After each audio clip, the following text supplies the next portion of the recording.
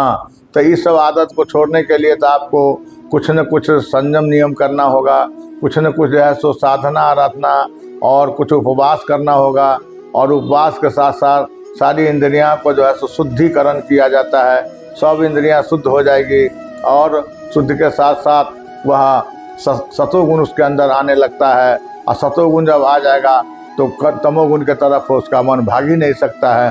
हाँ, इसीलिए सबसे पहले कोई भी हस्त मैथुन करता है, लड़का हो या लड़की हो, तो उस सबको चाहिए कि वह नियंत्रण करना चाहिए साधना के द्वारा। साधना में आता है अष्टांग योग आता है, और अष्टांग योग में आसन, नियम, प्राणायाम, प्रत्याहार, स्वच्छाचारी, सदाचारी, धारणा, ध्यान, समाधि। कम से कम शाम सवेरे पर स्नान करके सूर्य भगवान को जल को अर्पण करें, और कम से कम बैठ करके प्रभु का हनुमान चालीसा, हनुमान जी का हनुमान चालीसा को पाठ करें।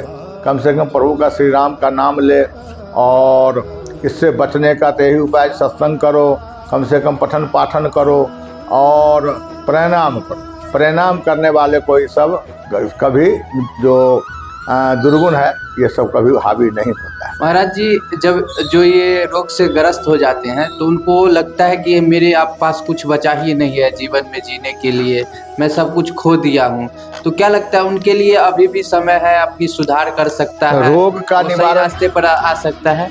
वह गलत करके रोगी बन जाता है तो रोग का निवारण योग से होगा।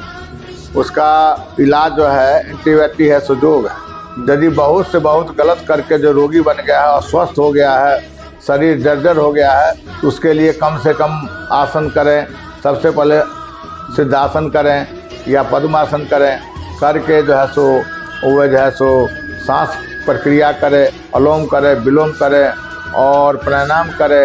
ये सब करने से जब तक कि योग से नहीं जुड़ेगा तब तक रोग से मुक्त नहीं हो सकता है, क्योंकि योग और रोग दोनों है। जहाँ रोग है वहाँ योग नहीं है, और जहाँ योग होने लगता है वहाँ रोग सब खत्म हो जाती है। बहुत सारे लड़के हैं जो कि ब्रह्मचर्य का पालन करना चाहता है, तो ब्रह्मचर्य पालन करने का सही तरीका क्या है? सबसे पहले सबसे वासना जो है सो वासना का मुख्य आसन, मुख्य जगह यह नेत्र है। तो नेत्र को पल को नीचे गिरा करके रहे तो उसका वासना कभी जागृत नहीं होगी। इसीलिए हर लड़की हो लड़का हो, किसी का छवि पर नजर न डाले, किसी के नेत्र में नेत्र न मिलावे। इससे बचने का एक ही यही उपाय है।